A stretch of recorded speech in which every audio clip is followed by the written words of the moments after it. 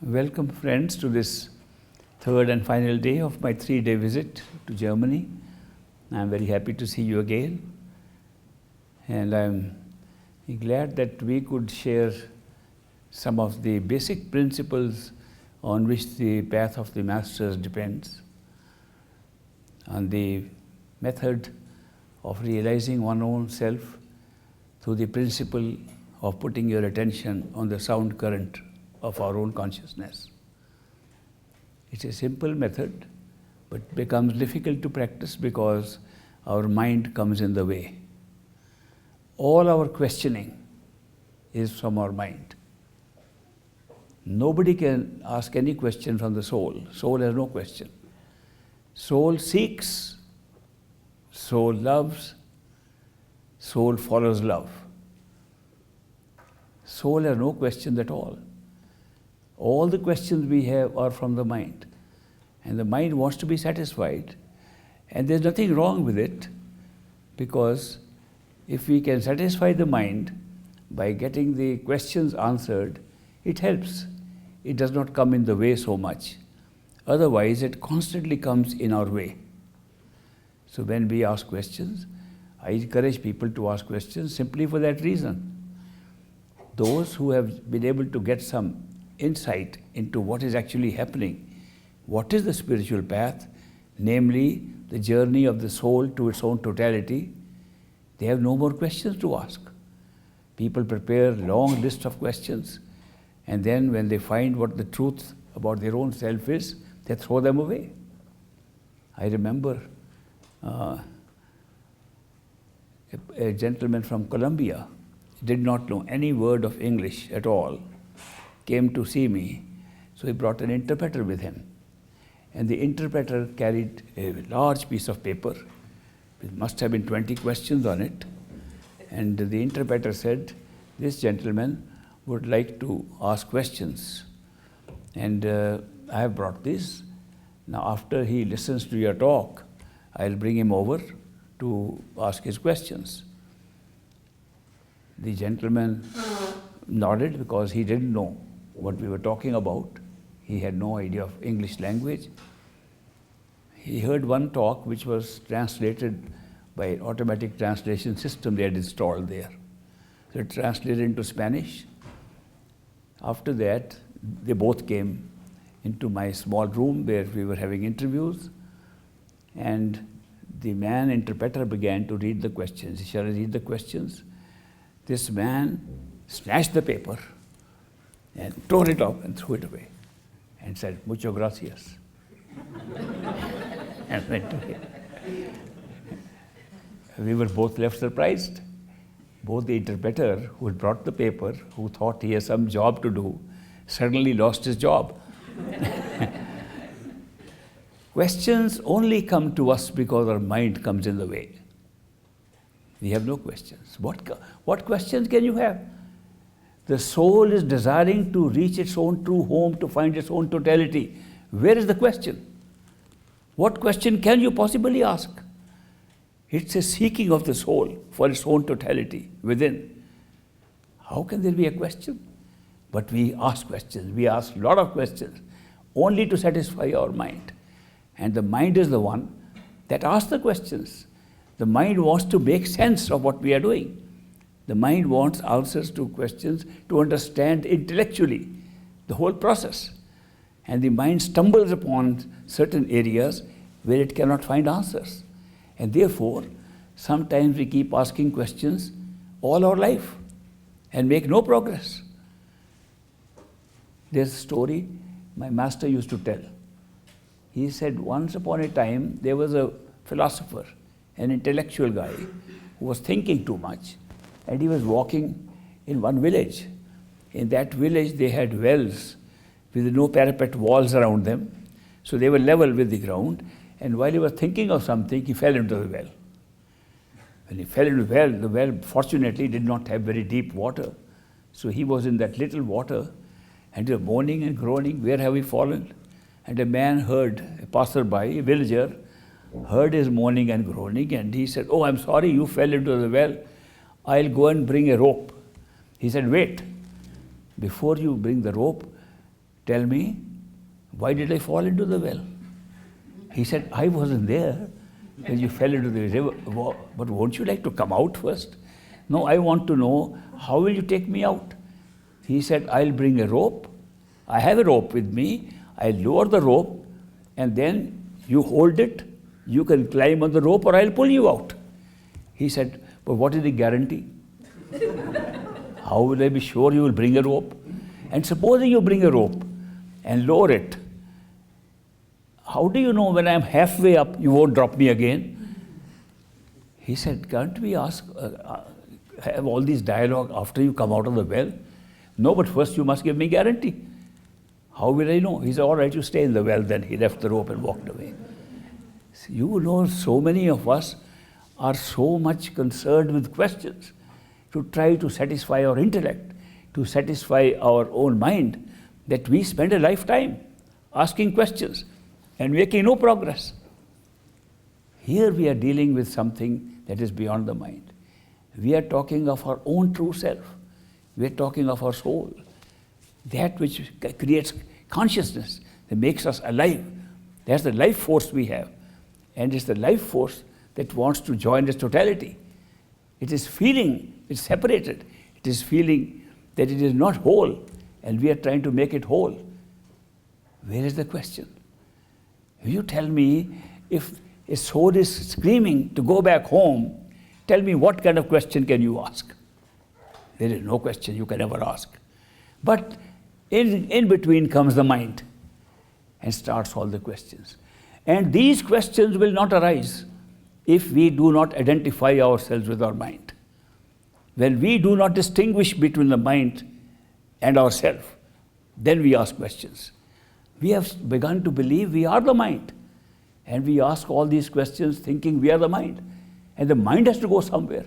And the mind is asking questions. The mind is only coming in our way by creating these obstructions.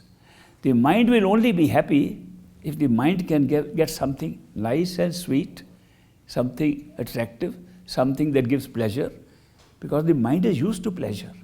Mind is used to searching for pleasure. We are giving all kinds of joys and pleasures to the mind outside in this physical world. It looks for the same thing. And then we say, close your eyes and go in. The mind says, where am I going to this darkness? Where is this guy leading me into? I don't see anything there. So the mind tries to pull us out, and we want to go in. So this struggle keeps on. And the struggle goes on till we can reach a point where something else pulls us, which overrides the mind. And that something happens to be the unconditional love of a perfect living master. There is nothing that can pull us beyond that. Mind can struggle for long periods of time. Ultimately, what pulls us is the unconditional love of a perfect living master. The more we know him, the more we realize that this is something else, not what we were thinking about. That we have spent our whole lifetime searching for something with our minds, thinking it is something mental. And the spiritual path is not mental at all. So far as mind is concerned, if we were to only take care of the mind, we have thousands of ways of doing it. To entertain the mind, go into intellectual exercises. I would say, instead of going into meditation, do crossword puzzles. That may be better. Crossword puzzles entertain the mind more than meditation can. And that is why it's not a mental game at all. It's a game of the soul wanting its totality.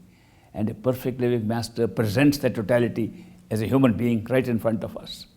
So therefore, this relationship that we have with a perfect living master is not a relationship of mind to mind. It's a relationship of soul to soul. It's a relationship where the inmost form of our consciousness is trying to find its own totality. And here comes our own arrangement by which a human being appears, carrying that totality with him while he is here. That is how the system of this spiritual path actually works. The spiritual path is not a mental path. There are mental paths also. A lot of mental paths. You can have your wish fulfillment, mental wish fulfillment done through different kind of performances of yoga, which build your mental willpower to a point that you can achieve many things with the mind. You can control other people's mind. You can get things, move things around psychically. You can become a good psychic, and you can have many extraordinary powers. You can do meditation of the different energy chakras below, and you can have great powers. You can enjoy them. Those things which please the mind, which can be used with energy, the energy of the body, the energy of the creation, the energy of the system that are working around us. There are many ways to enjoy them. And people do that. If that were your goal, surely there are many other ways of getting your relief and getting your success in those. But when it is a question of the soul saying, I am done with energy itself. I am done with everything, including energy, including thoughts, including mind. I want to go, my soul is yearning to go to its true home. Then the spiritual path comes in. Then the path I am talking about comes in. Otherwise, there are thousands of paths available, thousands of ways of getting into those successes of your own. So this is a big difference between energy and awareness. This physical body of ours has been so beautifully constructed. I think it's such a masterpiece. I don't think with all our technology, with all our brain, we can create something so remarkable as a human body. The human body not only has millions of miles of nervous system communicating with each other, not only has a different kinds of living things working in it, which we call germs. Do you know we are afraid of germs? But do you know how many germs are there in our body already? Did you know that average person has germs, the weight of which is about 3 pounds? Do you know the germs in us, the bacteria in us, is the largest organ of the body? And what are they doing? All these are living like this is their whole universe. And they are busy fighting, they are busy traveling, busy sustaining us, busy working for us, totally to our ignorance. We have no idea that they are doing that. There are special methods of protecting us lined up, special gunpowder hidden in the blood vessels. And when this external germ, external bacteria attacks us, the internal bacteria get ready to fight. They look at, are you friend or foe? They check out. How can they know it's an external bacteria attacking us or it's an internal bacteria, the defender? Which army is it? Is it our own army or is it's a military of another invading army coming in? All these are going on in our body all the time. And when they check out the label, they have now discovered with new technologies that they can even see that this bacteria inside, the good bacteria and the bad bacteria, carry different labels that you can identify. They look at the label, oh, shoot him down. He's an enemy. And this is happening with millions of them are doing this. Big battalions are working in our body all the time. And they have that secret gunpowder hidden in the walls, which we call our antibodies. We have secret immune systems hidden, which cannot be seen. As soon as the enemy comes, they pull them out and attack them with that. Pictures have been taken today. Today, pictures are possible of this whole activity going on in our body. When you look at them, say, what kind of one human body is containing a whole universe, containing more population than the entire universe we know. Each human body is containing a bigger population of living things inside. And then look at the system of traveling through lymphatic juices and through blood streams and using different kinds of tissues, all being created from some few stem cells, starting from one cell and dividing it and making all this big system. It's the most complicated system that's been created from the simplest of cells. Examining the body makes one wonder, how could that be? And here, such a refined body, such a wonderful body, comes the soul, the consciousness, the life force, makes the body alive and makes all the systems work. all of them become alive. All these bacteria, the different systems, the system that operate to run, the beat the heart, the muscle that run it, all become active. That little consciousness leaves the body, they all die. It's an amazing experience for something like a soul, like consciousness, entering a system so complex and so wonderful, makes it alive. And when it leaves, it can do nothing in spite of all the living things inside it. In such a complex body, this is not all. The complex body has been divided into two parts, dividing it into a small section behind and above the eyes, little portion, and the whole body below it. All the energy centers which are operating to sustain all the systems, to make all these bacteria alive, to make all systems going, are all below the eyes. And the controllers of all these, which control all systems below, are sitting up in the little head.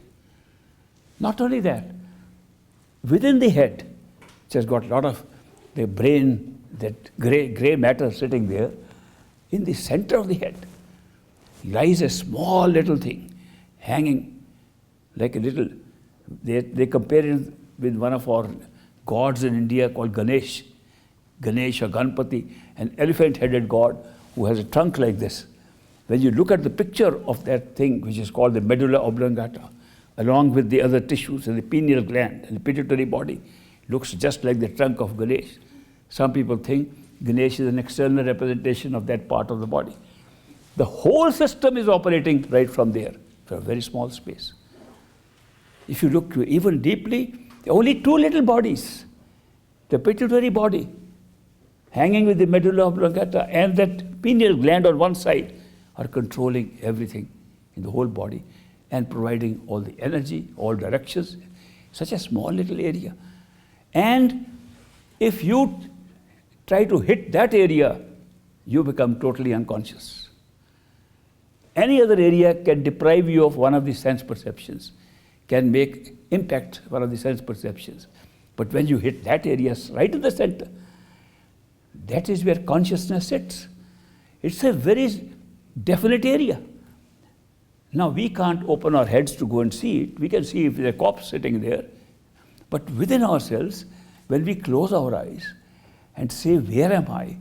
As a conscious unit, that's exactly where you are. It's designed, the body is designed to hold it.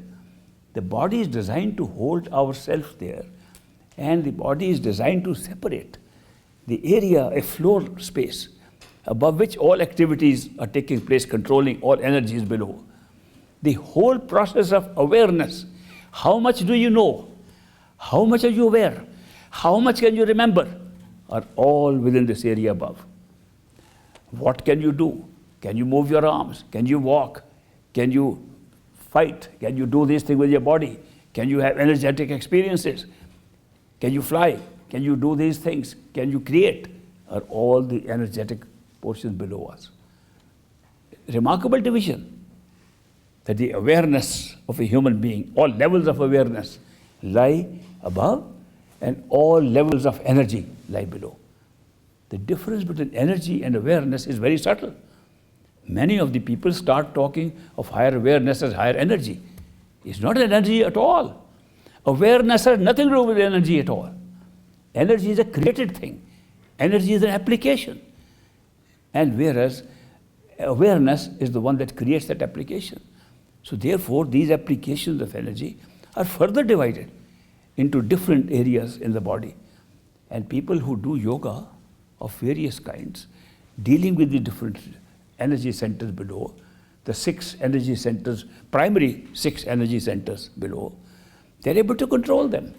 You can put your attention on any of the energy centers, awaken it, and have remarkable experiences. You can get out-of-body experiences, you can fly, you can do a lot of things out of the energy centers, energetic experiences.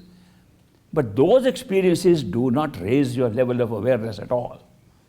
They can give you extraordinary experiences, but that is not awareness. Awareness is to discover that this body is not you at all, never was. That's just a created thing from your own consciousness. That consciousness is the creator of everything, including all levels of creation, all levels of awareness, and the levels of energy, and the whole universe around us. And that raising that awareness is a very different ball game than merely trying to develop energies and play with energetic centers below the eyes. People want to compare ordinary yogic exercises. First of all, in the West, I find yoga has been considered as an exercise, that you exercise your body by making movements of different kinds, putting your body in different positions.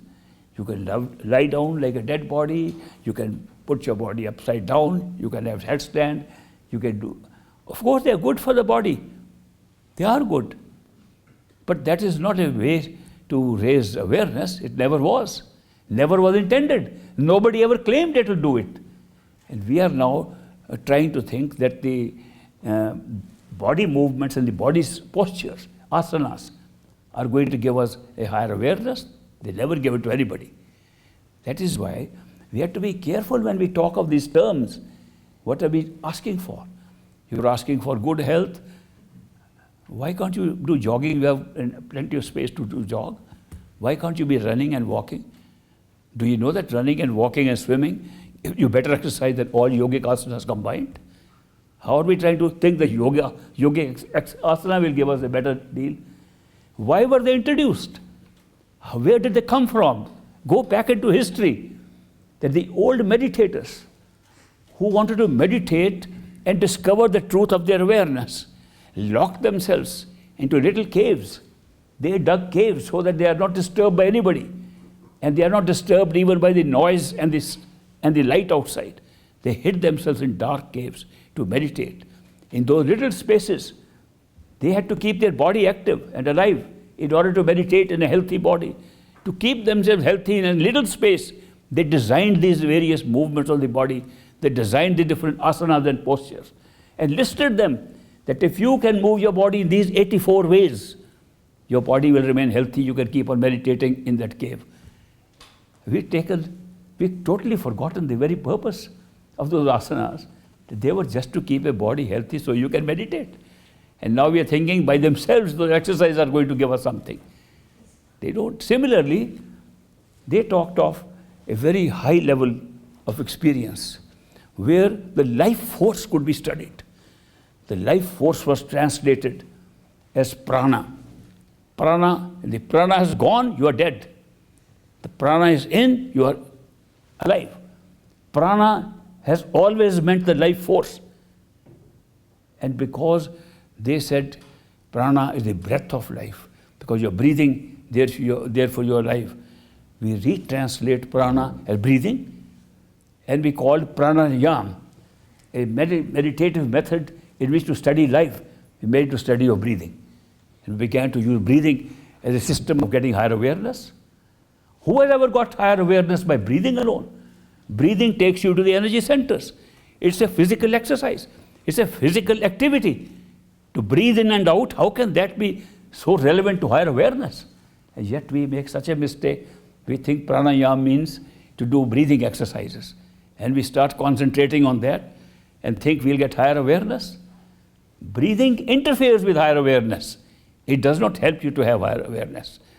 Pranayama did not mean that to begin with. Go into the history of pranayama. Pranayama meant to control the life force itself, to control prana, not to control breathing. The prana is life force, not breathing. And yet we retranslate it. So I am only mentioning to you how we have reduced our capacity, our availability of higher knowledge and higher awareness into things that are totally physical and totally at lower levels of energy of the body. Soul does not want any of these. Soul is trying to reach its own true home. Soul is not concerned with these things. We do these things, of course we do these things on our way to better understanding. And I am sharing with you this thing because I've done all this. I also tried these, thinking maybe this is the true way to find God, true way to find the self. It does not. It gives interesting experiences. Very interesting experiences it gives you, but does not give you higher awareness. Awareness lies in a small section of the head. And this body not only contains all this wonderful equipment to run the body, to create life in it, and to experience the world outside, it also has something else. Like these 6 centers below, which control energies and different facets of energy, there are similar centers of awareness. There are also centers of awareness in the head and behind the eyes, to the center and upward to the top. There are 6 centers going back, 6 centers going up. Nobody is aware of them. Let me tell you an interesting, true story. My uncle, my father's elder brother, used to work in Karachi, now in Pakistan. And he had a beautiful house on the Clifton Beach, a beautiful beach, and he was a meteorologist, weatherman. He used to study the weather, and he was a disciple of Great Master. And he invited Great Master to come to Karachi and stay in his house for a little break, for a vacation. And a group of us traveled with Great Master by train, and we reached there. Now my uncle and my aunt, who were followers of the Great Master, also used to go to a Swamiji, Swami Brahmanandji, who was very good in teaching different forms of yogic exercises, and also used to give Ayurvedic medicines. He was a very good Vaid also. So they did not go to him for understanding yoga or something. They were following Srut Shabd Yoga of the Great Master, but they used to go to him to get the Ayurvedic medicines. When they learned that Great Master is going to visit their house, they went to Swamiji and said, Swami Brahmanandji, our master is coming from Punjab, and we will be very happy to introduce you to him, because you would find him a very interesting person, and he'll talk of Srut Shabd Yoga to you. And Swamiji said, yes, bring him to us, bring him to me, I will bless him. They said, we didn't plan that. So they had to then find some way to deal with the situation. So they decided they will have lunch in their house. The Great Master will be staying there, and we'll invite Swamiji also to lunch and put them on a love chair, on a love seat with 2 seats on the sofa, and put them together. They can meet each other. So that day came, and Swamiji arrived. He used to have beautiful eyes, wonderful person. And he used to wear orange-colored, saffron-colored robes, and used to have a little muffler type of thing which he used to hold like this with his hands and walk like this with great pomp and show. He looked very nice when he walked. So Swamiji came like that, and they introduced him, put him on the sofa. Then Great Master was in the bedroom. They called him, and Great Master came, and they said, please sit down. And said, Master, this is the Swami Brahmanandji we have been talking to you about, from whom we go and get our Ayurvedic medicines. And Great Master folded his hand and saluted like this, Swamiji, and Swamiji raised his hand on his head and said, I bless you. We were all watching. I have seen this with my own eyes. Swamiji blessed Great Master. After a little while, Great Master says, Swamiji, isn't it a pity that so many Swamis, so many yogis, yogeshwars are all caught up in these 6 chakras below the eyes? None of them are aware of the chakras of awareness that lie behind. They don't know about the 18 chakras. Swamiji looks at him. Master, what are the 18 chakras? I never heard of them before. He said, haven't you heard that these are the 6 chakras of Pinda, which means the body, physical body. Then there are chakras of Anda, which are the astral body. There is chakra of Brahmanda, and the chakra finally of Sachkhanda. Haven't you heard of them? The 18 chakras in us, in the human body. Master, I must confess, I have never heard of these 18 chakras before. And will you please explain in little more detail what these chakras are? Great Master said, you know, it will take a lot of time to go into all these things. But if you like, I can explain them to you. If you come to my dera for a little while, and then I will explain to you. And there the matter ended. They had their lunch, they went away. The Swami next day called me, uncle, I could not sleep all night. I am wondering where the 18 chakras are. And he told his followers, he had a great following in Karachi. He told his followers, I am winding up my ashram. And I am going to Punjab, to the Dera Byas, where this great master came into their house. And he talked of 18 chakras. I have to go and understand where these 18 chakras are and what do they stand for. I have never heard of them. So he wound up his whole business there. And he came to the Dera. And of course, he said to his disciples, if you want to come, you can also come. Some of them followed, some did not go. It was too far along a distance. When Swami came, great master ordered, Swamiji should be put in the very best guest house, royal guest house meant for two very important VVIPs who sometimes come to the Dera to see him. He should be housed in the best place. There should be attendants attending on him 24/7. And he should be, when I give a discourse, he should sit next to me on the stage. And he should be fed well. And he should be taken best care of. And he should be given the right to see me 24/7 whenever he wants to see me. Nobody should obstruct his way to see me. These instructions were issued. Swamiji was informed, you are a very special person. Great master never given this kind of privilege to anybody. So Swamiji was very happy. And he held on to his scarf or something. And then he was put in the best place, given high VIP treatment. He could go anywhere.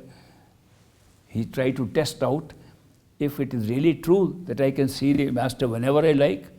At 12:30 at night, middle of the night, he wakes up and goes. The attendants are there. I want to see the master. Yes, sir. Yes, Swamiji. Open the door. Up, wake up, great master. Swamiji has come to see me. Yes, let him come. He says, really, I have this privilege to see him at any time. So he was very happy. Then, when the master was giving a discourse, he sat next to him. And great master discoursed how these swamis and yogis, they're so caught up in these energy centers. They've forgotten what truth is. They've forgotten the truth about their own true home. This is not our home. It's as foreign to us as this whole world we are trying to escape from. These chakras lead us nowhere. And this man was looking like this at him. After a couple of days, he said, Master, I have a little problem. And great master said, yes, Swamiji, what is your problem? He says, when you talk, I listen so attentively. I have to keep my head turned like this. I've got a pain in my neck. Great master said, I also noticed that. No, Swamiji, I think it is good if you sit in front. So from the stage, Swamiji went down on the floor. But he was given a nice chair to look up. Then as the master disclosed, after 2-3 days, Swamiji says, Master, I have a little problem. Yes, Swamiji, what is the problem now? Master, when you sit up on the high stage and I am down, I have to look like this, and now I got a pain in my neck. Great master said, I also noticed that. Yes, put his chair about 20 paces behind those people. So there the chair moves behind them. After a few days, he said, Master, I have a little problem. Swamiji, what is the problem now? Now the problem is, when I sit on a chair, people behind me can't have your darshan. I feel very guilty. Great master says, I also noticed that. Remove the chair. Let him sit like ordinary people. Ultimately, after a few weeks, Swamiji was like one of us, waiting in line to see the master. The master gave him a little place to run his Ayurvedic thing. In those days, I was practicing homeopathic medicines, and he was practicing Ayurveda. So he gave us 2 places next to each other. So sometimes we would visit each other. One day I was sitting with the Swamiji. He said, your master, great diplomat. He treated me like a VVIP. If I had known I had going to be treated like this today, what I'm being treated like, I would have gone away on day 1. I would have gone back. This is no place where I'm being treated like that, being a Swami.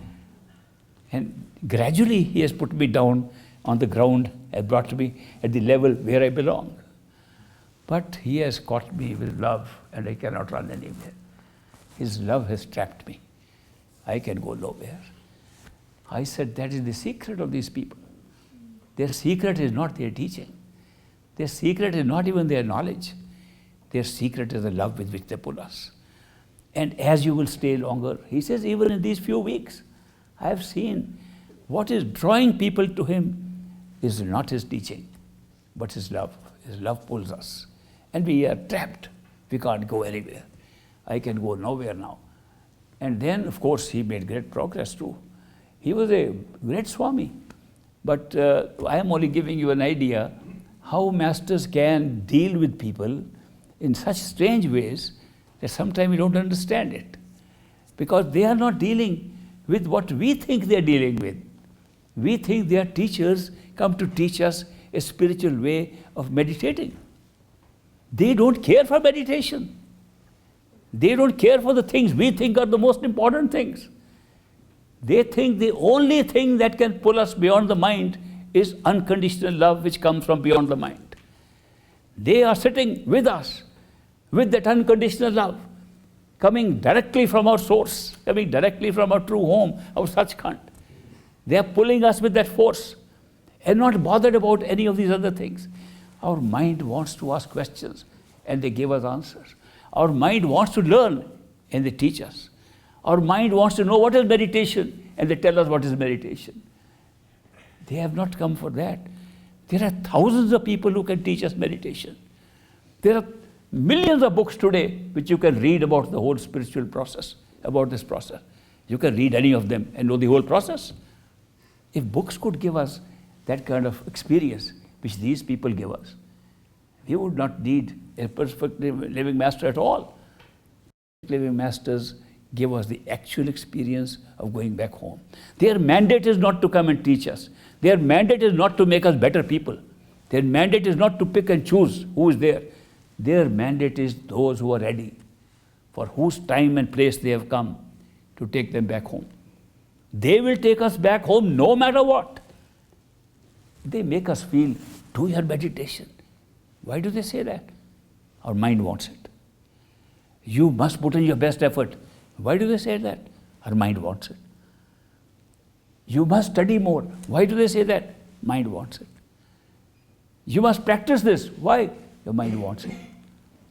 If they told us the truth, look, you are a marked soul. I've come for you. We are going to go back home. We'll say he must be an imposter.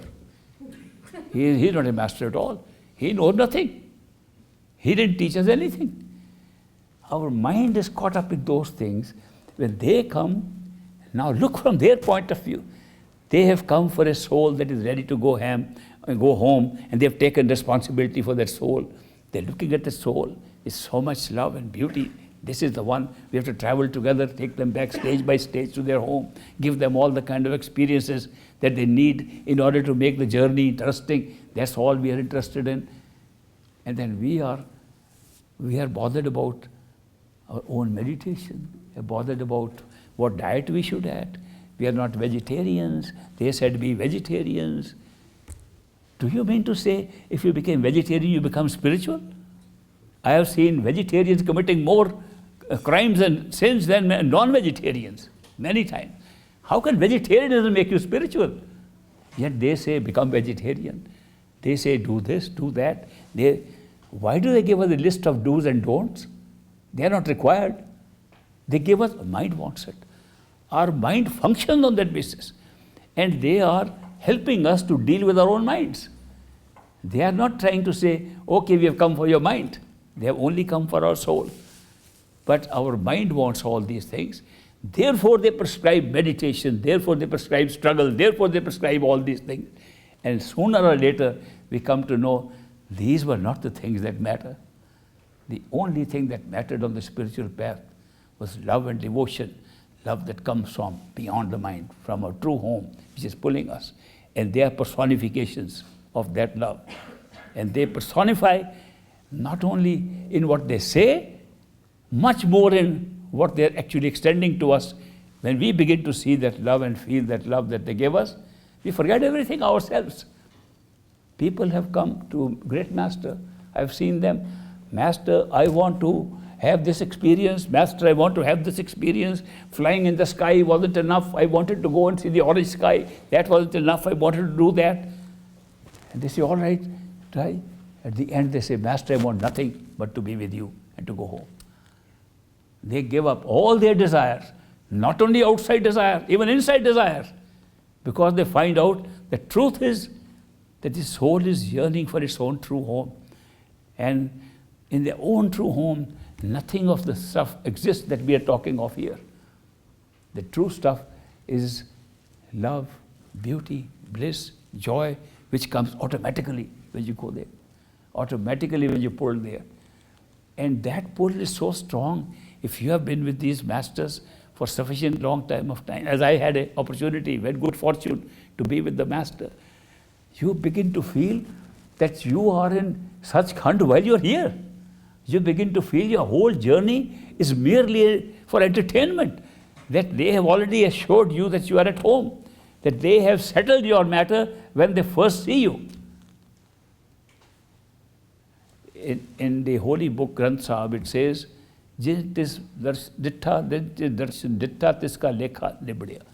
one who has seen you, his account is over. That's it. That's actually it.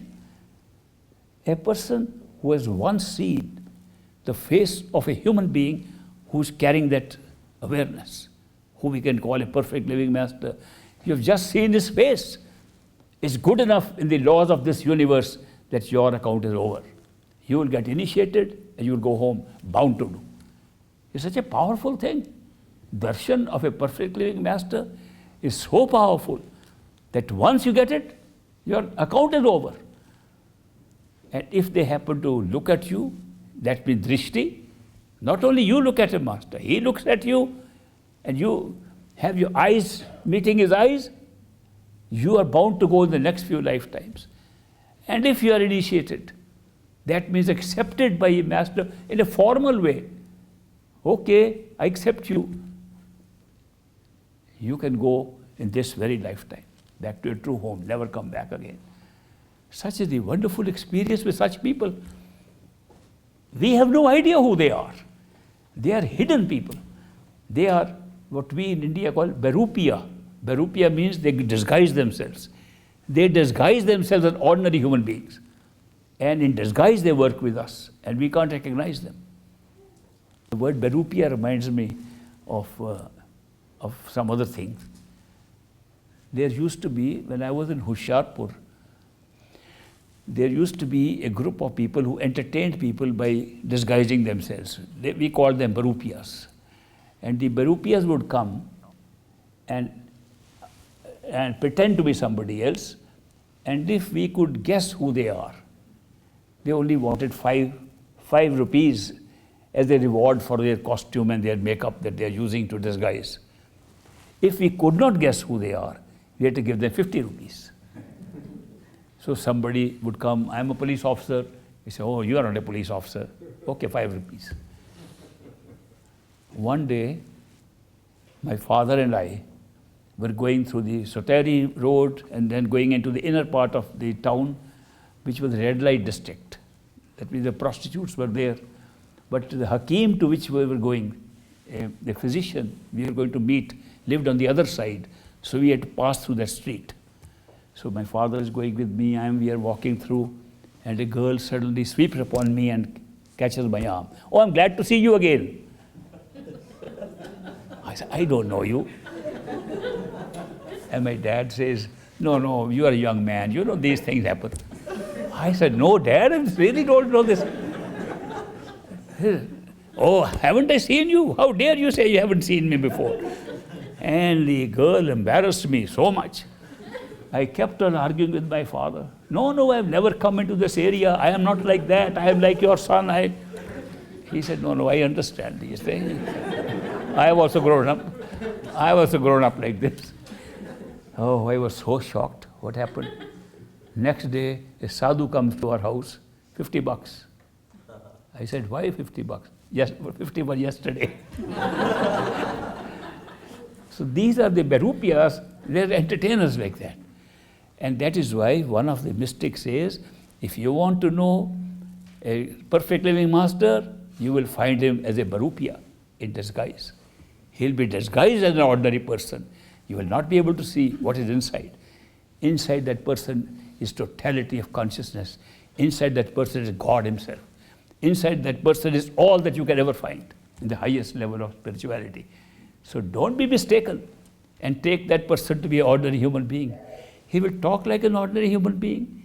He'll guide you like an ordinary human being. He may even pretend he knows less than you. And he may even just become your friend on that basis.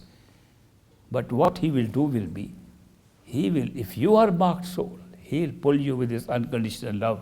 And even the worst doubts that you have, even the biggest arguments your mind is having, will be overridden one day. And love will prevail. And you will be able to follow that person. So I am bringing all these things to your notice because these are all different things. To practice yoga is different. To attain extraordinary powers through yogic practices is different. To become a psychic and have psychic effects on people or on yourself is different. But to be able to discover who you are, to discover the truth about your own consciousness, about life force, what makes you who you are, what makes you have these experiences of all levels, which you truly are. You are consciousness per se. You are totality of consciousness. You are only one consciousness. And everything is happening within that consciousness. Nothing is happening outside. So that is why. Go through your paces, go through your courses. It will happen that you will have questions from your mind. Ask them. You'll get answers. You'll go over these questions. And sometimes you'll be left with your questions behind. And you'll move forward with your soul, being pulled by the unconditional love. Your experiences, inside and out, both will tell you if you are making progress on the spiritual path. It's not one-sided. You can have internal experience, you can have external experience, depending upon the karmic pattern which brings us into this life. We are carrying a very full karmic pattern. That means our life is full of events. It is not a few events and free time. Life is full of events, one after the other. The free time is becoming less and less. Every generation that comes has fewer times of free moments, and they have more filled up events. And as technology moves faster, we move faster. Everything is happening faster, and we are getting less and less time to ourselves. So when you get less time, you get less time even for meditation. Therefore, a lot of extraordinary grace flows these days, which wasn't there earlier. When you have time to do something, then you go halfway and grace comes halfway. When your time is less, you go one step, grace comes 10 steps. We are reaching a point when we go one step, grace has to come 100 steps to meet us. So this is the grace of these perfect living masters flowing. And they don't accept it that it's them. They don't have to say they are masters. They don't say we are giving you anything. In order just to justify what you are getting from them, they give the credit to their own masters. They say, my master must be doing it. I am not doing this. Standard way of them to try to conceal themselves. It's not always possible for them to conceal themselves, because even when they say that, they do reveal themselves to some extent. But they never have to say these things, because their method is not to impress us. Their method is not to teach us. Their method is not to make us better. Their method is to draw us with their love. And that works. That always succeeds. Wherever they have a marked soul, they pull that marked soul. People have been in such conditions that they said, we will never believe in this thing. I have come across people in my own life who said, this whole thing is humbug. They've even called it bullshit. The whole spiritual path. They use such words. And today they are very wonderful disciples following the path. Just a question of time. It's remarkable when you look at our lives, and look back on our lives, even one life that we know about. If we knew all the lives, we could see a lot more. But if we could only see our life, how things have happened, how things have changed, and how different we are. And when you have a perfect living master in your life, You see how quick the changes take place in you. Even those things which are the hardest to change, such as attitudes. Attitudes are the hardest thing to change in a human being. Even they change after you meet a perfect living master, and thereafter things start moving. Let us then be very grateful, full of gratitude for what we are getting. It is something that we could not have found on our own. It's been thrown into our lap because we were ready. It was thrown into our lap because our soul was yearning and was ready. There is no other qualification required. Your soul is ready, yearning, you get it. The initiation by a perfect living master, according to me, is the greatest event that can take place in our lives, in this life or any life. In this place where we are or anywhere in the universe. I've explored the universe, I can tell you that. And I've explored time itself. I've explored history and explored the future. And I do not see any event more remarkable, more priceless, more precious than the moment when you can get an initiation or acceptance by a perfect living master. That changes your course of life. What happens?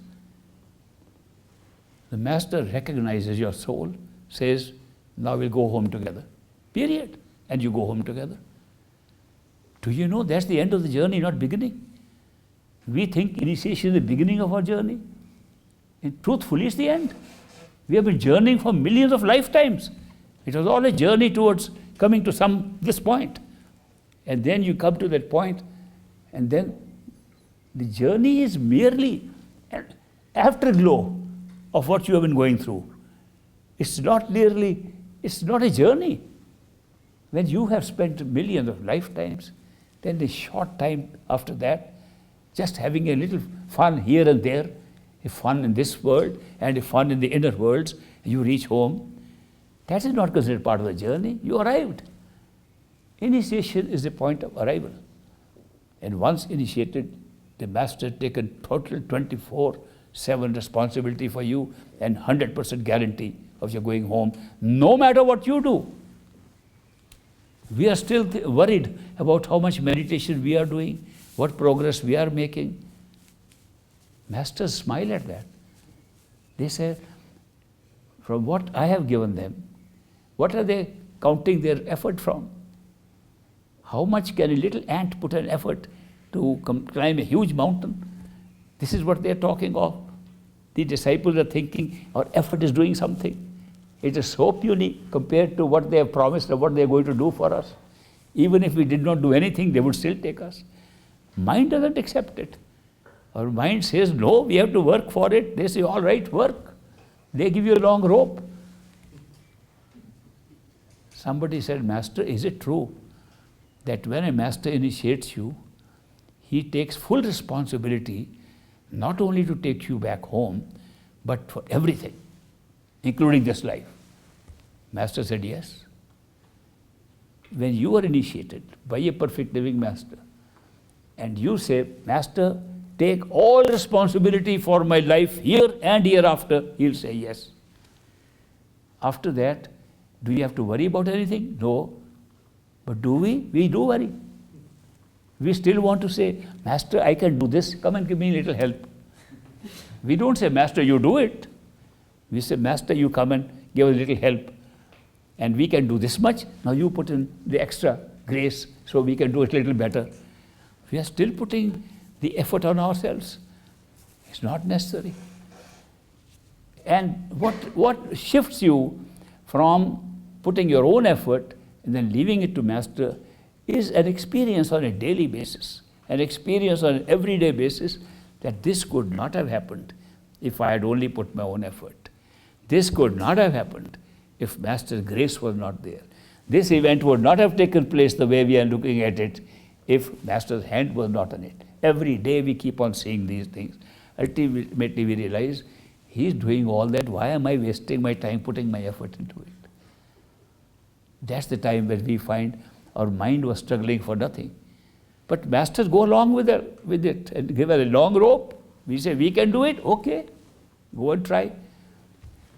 Maulana Room, in one of his Masnavis, he writes that there was a man standing outside his house, and the little son was fighting with the son of his neighbor. They're having a little fight, and when the son saw his father was standing, he would say, Dad, help me. And then he would fight also. Dad, help me. And he would fight. The dad would say, go, keep fighting, keep fighting. When the son did not want to fight, it came up, the dad lifted him up and said to the other child, go away. And he said, this is our state. So long as we want to struggle, our mind wants to struggle, he says, go ahead. Master says, Lord says, God himself says, go ahead. If this is the time you want to struggle and fight, go ahead, fight. But when you say, I don't want to fight, you take over, it picks you up and takes over and carries you from there. This is the truth. It's not a story. It's not a poem by Jalaluddin Rumi. He is describing the truth of experience of people who have done this. You try it out. I remember one person asking my master, Master, is it really true that you can even take the responsibilities people have in this outside world? Because we have heard some masters saying, Master, don't take your responsibility for this world. That's not their business. Their business is to take you to the spiritual side. They give you spiritual things. They are not concerned with your physical world. Master, how can you say that a master can take over even your physical life and physical world? Great master said, perfect living masters, not all masters, perfect living masters take full responsibility for here and hereafter. If you let them. That is a good if. If you let them. Because we don't let them. Why don't we let them? Because we do not have that level of faith that is required to let them have it. We think maybe they don't fully know what we need. Maybe there's a little bit that they may not understand, which we understand better. Maybe we haven't fully explained to them what we really need. Our mind is thinking like this. But if with time, with experience, we discover they are the doers of everything, and we can leave it to them, things go more smoothly in your external world than ever before. They take care of everything, including here and hereafter. It's not only that they are perfect living masters, are not those who guide us how to go within. They are the one who take us within and take us back home. Big difference between them. They are masters and masters all over. They're teachers, teaching the same things. But perfect living masters are different because they do not come to teach, they do not come to help us, tell us the way. They take us home. And they take us with, they carry us. It is like being carried. Like little children. We are like little children, they carry us home. We can't even walk with them. And that is the experience we actually have when we are with them. So it takes time for us to know who they are. They are Barupiyas, hidden people. And once we get to know them, with time we discover their reality. And as we go in meditation, inside, we still stage by stage discover their reality. Even inside we don't know who they are. Even when we talk to them inside, we still don't know who they are. We still think they are just guiding us. They are just guides. They are just somebody who knows something and are telling us. We still don't know they are going to make us like themselves. That they have promised to make us entirely like themselves. No difference. They say there is a stone called the philosopher's stone, and when it touches steel or iron, it becomes gold. They say masters are not like that. Masters, when they touch steel or iron, they make it into philosopher's stone, like themselves, not gold. They don't make us better people, they make us like themselves. Their promise is nothing short of making us identical to themselves. Whatever they have, they will give us. And that is why these masters ultimately merge us with our own totality, our own reality. So do not underestimate them. Do not take them to be just human beings with a little more knowledge. human being, little more experience, little human beings who have just been up high up there in meditation. They've come to tell us what they have seen or not. Not at all. That's not their mandate. They have not come here into our life for that purpose. They have come into our life to say, you are marked. I came for you only. I'm taking you back home. And they take us back home. Once again, I want to thank all of you for joining me. Let's have a final session of meditation and go and practice now, which is the right place to meditate. It is not outside, it is inside, behind the eyes, in the middle, in the center of the head. When you close your eyes, you imagine you are there. Why do I say imagine? Because if I don't say imagine you are there, you might try to make a picture of yourself there and try to look at it. That's not imagining yourself. Imagining means that you are there, that the body is below you. You have pulled yourself up to that point. You're sitting there. Once you establish yourself there, then meditate. Use repetition of words to control your mind. Listen to the sounds to get pulled in. Talk to the master. Start by imagining the master, and the master will become alive. And do this. Imagination is not to get an imaginary experience. Imagination is merely to help us to go to the right place to meditate. Don't think that I am suggesting any imaginary experience to you at all. I am not saying imagine something that you are there. I am saying use imagination only to place yourself there. After that, imagination has no role, and same thing which you call imagination will become reality for your experience.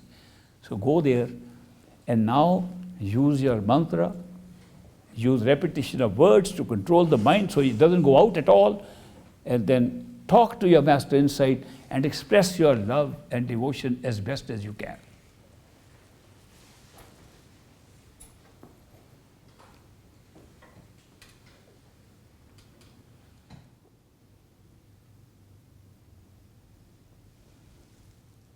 Keep your eyes closed till I count 5. 1, 2, 3, 4, 5. Open your eyes. Welcome back.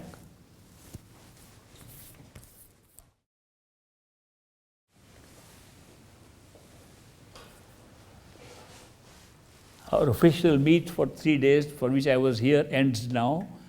And those who came for this meeting and want to go home, you are most welcome to go back home. Those who had asked for initiation or re-initiation, want to stay on, they can stay on. Those who have not yet had their personal time with me, one-on-one interviews with me, can also stay on. And the rest, I hope to see some of you sometime again, somewhere. I was very happy to spend time with you here. God bless you. Great Master bless you.